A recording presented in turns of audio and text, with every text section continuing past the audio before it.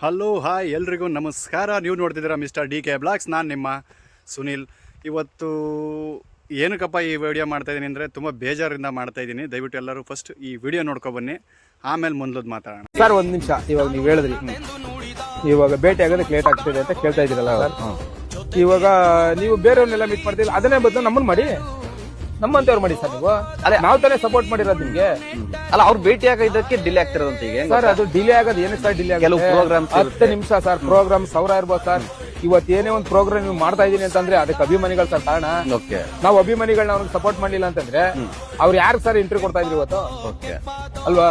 ಒಂದು YouTube channel ಆರಾಗೆ ಇರ್ತಾ ಇದ್ದಿದ್ದು ಅವ್ರು ಏನು ಯೂಟ್ಯೂಬ್ ಮಾಡ್ಕೊಬತ್ತಿರೋ ಅದೇ ಯೂಟ್ಯೂಬ್ ಅಲ್ಲೇ ಇರ್ತಾ ಇದ್ರು. ನಾವು ಅಭಿಮಾನಿಗಳು ಸರ್ ಬೆಳೆಸಿರೋದು, ಅಭಿಮಾನಿಗಳು ಬೆಳೆಸಿರೋದು. ಫಸ್ಟ್ ಅವ್ರನ್ನ ಇಂಟರ್ವ್ಯೂ ಮಾಡಿ. ನೀವು ಯಾರ್ಯಾರೋ ಮಾಡ್ತಾ ಇದ್ದೀರಲ್ಲ, ಫಸ್ಟ್ ಅವ್ರನ್ನ ಮಾಡಿ. ಅಭಿಮಾನಿಗಳು ತಾನು ಬೆಳೆಸಿರೋದು ನಾವು ಇವತ್ತು, ಅವ್ರನ್ನ ಮಾಡಿ ನೀವು.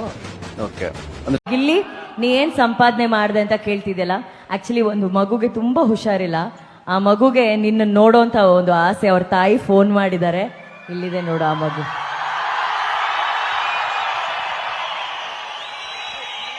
ಮಗ ಚೆನ್ನಾಗಿದ್ಯಪ್ಪ?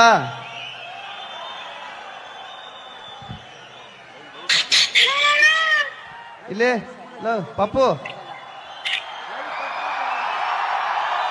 ನೋಡಿಲ್ಲಿ, ಊಟ ಮಾಡ್ದ? ಊಟ ಆಯ್ತಪ್ಪ? ಊಟ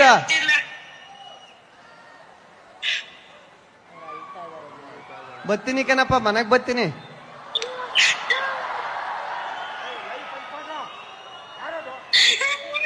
ಅಮ್ಮ ಬರ್ತೀನಿ, ಮನೆಗ್ ಬರ್ತೀನಿ.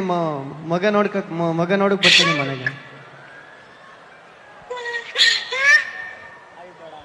ಅಳ್ಬೇಡ ಅಕ್ಕ. ಅವರು ತುಂಬಾ ಕಣ್ಣೀರ್ ಹಾಕ್ತಾ ಇದ್ದಾರೆ ಆ ತಾಯಿ. ಆ ಮಗುಗೆ ತುಂಬಾ ಹುಷಾರಿಲ್ಲ. ಬಟ್ ಆ ಹುಷಾರಿಲ್ದಿರೋ ಮಗುಗೂ ಕೂಡ ಗೊತ್ತಿರೋಂತಹ ಒಂದು ಹೆಸರು ಈಗ ಅಂದ್ರೆ ಅದು ಗಿಲ್ಲಿ. ಸ್ನೇಹಿತರೆ, ನೋಡಿದ್ರಲ್ವ ವಿಡಿಯೋನ? ಯಾರು ಈ ಗಿಲ್ಲಿ ಅಭಿಮಾನಿ ಅಂತ ಹೇಳಿ ಟಾಟಾ ಹಾಕಿಸ್ಕೊಂಡು ಗಿಲ್ಲಿಯಿಂದ ಪ್ರಸಿದ್ಧಿ ಪಡ್ಕೊಂಡು ಈಗ ಅವ್ನು ನಾನು ಬಂದು ಮೀಟ್ ಮಾಡ್ತೀನಿ ಅಂತ ಹೇಳಿದ್ದ, ಬಂದು ಮೀಟ್ ಮಾಡಿಲ್ಲ, ಹಾಗೆ ಹೀಗೆ ಅಂತ ಅಪಪ್ರಚಾರ ಒಂದು ಸುದ್ದಿ ಮಾಧ್ಯಮದಲ್ಲಿ ಕೂತ್ಕೊಂಡು ಈ ಥರ ಮಾತಾಡ್ತಾರೆ ಅಂದರೆ ಎಷ್ಟು ಹೊಟ್ಟೆ ಉರಿರ್ಬೋದು ಇವರಿಗೆ ಅಂತ ಅನ್ನಿಸ್ತಾ ಇದೆ. ಯಾಕೆಂದರೆ ಮಿಸ್ಟರ್ ಕುಮಾರಣ್ಣವರೇ, ಅಳಿಯಾಸ್ ಟಾಟಾ ಕುಮಾರಣ್ಣವರೇ, ನಮಗೆ ನೀವು ಯಾರು ಅನ್ನೋದೇ ಗೊತ್ತಿರಲಿಲ್ಲ. ನಮಗೆ ನೀವು ಯಾರು ಅಂತ ಗೊತ್ತಾಗಿದ್ದೆ ಗಿಲ್ಲಿ ಟ್ಯಾಟೋ ನೀನು ಹಾಕಿಸ್ಕೊಂಡ್ಮೇಲೆ. ಅಂದರೆ ಗಿಲ್ಲಿಯಿಂದ ನಿನ್ನಿಂದ ಗಿಲ್ಲಿ ಅಲ್ಲ, ದಯವಿಟ್ಟು ಅರ್ಥ ಮಾಡ್ಕೊ. ಬರ್ತಾನೆ ಪಾಪ ಅವನು ಕಂಟಿನ್ಯೂಸ್ ಆಗಿ. ಅವನಿಗೆ ಪೊಲೀಸ್ ಪ್ರೊಟೆಕ್ಷನ್ ಹೆಂಗೆ ಒಳ್ಳೆ ಕುರಮರಿ ಎತ್ಕೊಂಡಂಗೆ ಎತ್ಕೊಂಡು ಹೋಗ್ತಾ ಇದ್ದಾರೆ, ಬರ್ತಾಯಿದ್ದಾರೆ ಪ್ರತಿಯೊಂದು ಜಾಗದಲ್ಲೂ.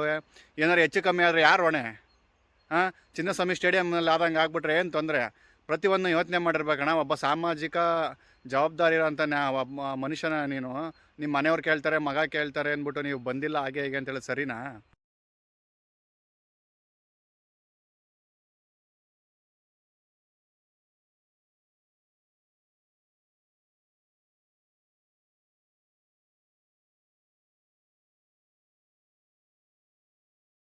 ಅಲ್ಲಣ್ಣ, ನೀನು ಈಗ ನೋಡು, ಒಂದು ವಿಡಿಯೋ ಹಾಕಿದ್ದೀನಿ ನೋಡು, ಅವನ್ನ ಯಾವ ರೀತಿ ಕರ್ಕೊಂಡು ಹೋಗ್ತಾರೆ, ಕರ್ಕೊಂಬರ್ತಾರೆ ಎಲ್ಲ ನೋಡು. ನಿನ್ಗೇನು ಗೊತ್ತಿಲ್ಲಿದ್ದ? ನೀನು ಟ್ಯಾಟೋ ಹಾಕಿಸ್ಕೊಂಡು ಪ್ರಚಾರ ಸಿಗ್ಬೇಕಂತಲೇ ಟ್ಯಾಟೋ ಹಾಕಿಸ್ಕೊಂಡು ಬಂದಿದ್ದೀಯ ಅನಿಸುತ್ತೆ. ನಿನ್ನನ್ನು ನೋಡಿ ಒಳಗಡೆ ಬಿಡಲಿಲ್ಲ. ನೀನು ಅಭಿಮಾನಿ ಅಂತ, ನೀನು ಅಭಿಮಾನಿ ಗಿಲ್ಲಿ ಟ್ಯಾಟೋನ ಕೈ ಮೇಲೆ ಹಾಕಿಸ್ಕೊಂಡಿದ್ಯಾ ಅನ್ನೋ ಒಂದು ಇದಕ್ಕೋಸ್ಕರ ನಿನ್ನನ್ನು ಗಿಲ್ಲಿಗೋಸ್ಕರ ಒಳಗಡೆ ಬಿಟ್ಟಿದ್ದು. ನಿನಗೋಸ್ಕರ ಏನು ಬಿಗ್ ಬಾಸ್ ಒಳಗಡೆ ಬಿಟ್ಟಿರಲಿಲ್ಲ.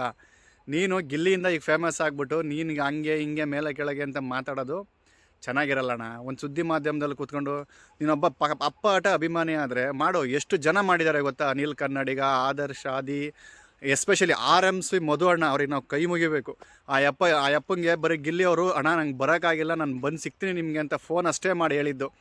ಫೋನ್ ಮಾಡಿ ಅವ್ರು ಮತ್ತೆ ಮೀಟ್ ಕೂಡ ಆಗೋಕ್ಕಾಗಿಲ್ಲ ಬಂದಾಗಿಂದನು. ಆದರೂ ಆ ಅಪ್ಪ ಆಡಿದ ಮಾತಿನಂತೆ ಗಿಲ್ಲಿಗಾರ ಅನ್ನದಾನ ಮಾಡ್ತೀನಿ ಅಂದ್ಬಿಟ್ಟು ಅನ್ನದಾನ ಮಾಡಿದ್ದಾರೆ. ಆಯಪ್ಪನೇ ಬಂದು ಒಂದು ಮಾತು, ಒಂದು ಸ್ಟೇಟ್ಮೆಂಟ್ ಕೊಡ್ತಾಯಿಲ್ಲ. ನೀನು ಒಂದು ಟ್ಯಾಟೋ ಹಾಕಿಸ್ಕೊಂಬಿಟ್ಟು ನಮ್ಗೆ ಹಂಗೆ ಹಿಂಗೆ ಹಾಗೆ ಹೀಗೆ ಮೇಲೆ ಇದು ಸರಿ ಏನಣ್ಣ? ಒಬ್ಬ ನೀನು ಅಭಿಮಾನಿ ಹೆಂಗಿರ್ಬೇಕು? ಮನಸ್ಸಲ್ಲಿರ್ಬೇಕಣ್ಣ ಅಭಿಮಾನ.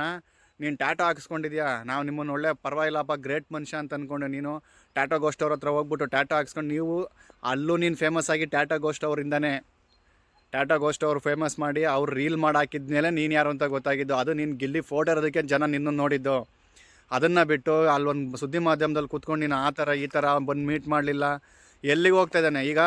ನಿನಗಿಂತ ದೊಡ್ಡವರು ಒಂದು ಉನ್ನತ ಸ್ಥಾನದಲ್ಲಿದ್ದವರು ಬಂದೋಗಪ್ಪ ಮನೆಗೆ ಅಂದರೆ ಹೋಗಲ್ವ ನೀನು? ನಾನು ಬರೋಲ್ಲ ಕಣೆ, ಬೇಕಿದ್ರೆ ನೀನೇ ಬಾ ಅಂತೇಳಿ ಕುತ್ಕೊಂತೀಯ, ಇಲ್ಲ ಅಲ್ವಾ? ಹಾಗೇನೆ ಈಗ ಕರೆದಿದ್ದಾರೆ ಅಂತಂದ್ರೆ ಎಲ್ಲರಿಗೂ ಮರ್ಯಾದೆ ಕೊಡಬೇಕು. ಅವನೇನೋ ಯೂಟ್ಯೂಬ್ ಮಾಡ್ಕೊಂಡು ಬಂದ ಅಂತ ಹೇಳ್ದೆ ಅಲ್ವಾ ನೀನು? ಯೂಟ್ಯೂಬ್ ಮಾಡ್ಕೊಂಡಲ್ಲ ಅಣ್ಣ ಬಂದಿದ್ದು, ಯೂಟ್ಯೂಬ್ ಮಾಡಿ ಅವ್ನ ಟ್ಯಾಲೆಂಟಿಂದ ಮೇಲೆ ಬಂದಿದ್ದು. ಅದನ್ನೇ ಯೋಗರಾಜ್ ಭಟ್ರು ಗುರುತಿಸಿ ಜಿ ಕನ್ನಡದಲ್ಲಿ ಚಾನ್ಸ್ ಕೊಡಿಸಿದ್ದು, ಅಲ್ಲಿಂದನೇ ಅವನು ಬೆಳೆದಿದ್ದು. ಆಮೇಲೆ ಬಿಗ್ ಬಾಸ್ ಬಂದಿದ್ದು, ಬಿಗ್ ಬಾಸ್ ಬಂದಮೇಲೆ ಅವನು ವಿನ್ ಆಗಿದ್ದಣ. ನಿನ್ನನ್ನು ನೋಡಿ ಅಭಿಮಾನಿಗಳು ಗಿಲ್ಲಿನ ಸಪೋರ್ಟ್ ಮಾಡಲಿಲ್ಲ ಅಣ್ಣ, ಗಿಲ್ಲಿನ ನೋಡಿ ನಿನಗೆ ಸಪೋರ್ಟ್ ಮಾಡಿದ್ರು. ನೀನೊಬ್ಬ ಈಗ ನೀನು ಪುಕ್ಷಟೆ ಪಬ್ಲಿಸಿಟಿಗೋಸ್ಕರ ಕುತ್ಕೊಂಡು ಅವನ ಹೆಸರನ್ನ ಹಾಳು ಮಾಡೋದಕ್ಕೆ ನೀನು ಈ ಥರ ಒಟ್ಟು ಪಾಸಿಟಿವ ನೆಗೆಟಿವ ಕೆಲವೊಬ್ಬರು ಸ್ಪರ್ಧಿಗಳು ಮಾಡ್ತಾ ಇದ್ದಾರಲ್ಲ, ಆ ಕತೆ ನೀನು ಮಾಡ್ತಾ ಇದೀಯ ಅಣ್ಣ. ಸರಿ ಅನಿಸುತ್ತಾ ನಿನಗೆ ಇದು? ನೋಡಿ ಫ್ರೆಂಡ್ಸ್, ಈ ಥರದ ಅಭಿಮಾನಿಗಳಿಗೆ ನೀವೇನು ಹೇಳ್ತೀರಾ ಅಂತ ದಯವಿಟ್ಟು ಇದೆ ಕಮೆಂಟ್ ಮೂಲಕ ತಿಳಿಸಿ. ಹಾಗೆ ಯಾರ್ಯಾರು ನಮ್ಮ ಚಾನಲ್ ಇನ್ನೂ ಸಬ್ಸ್ಕ್ರೈಬ್ ಮಾಡಿಲ್ಲ ದಯವಿಟ್ಟು ಸಬ್ಸ್ಕ್ರೈಬ್ ಮಾಡಿ ಅಂತ ಹೇಳ್ತಾ ಈ ವಿಡಿಯೋನ ಇಲ್ಲಿ ಮುಗಿಸ್ತಾ ಇದ್ದೀನಿ. ಜಾಸ್ತಿ ಹೇಳಿದ್ರೆ ಅಸಹ್ಯ ಅನಿಸುತ್ತೆ.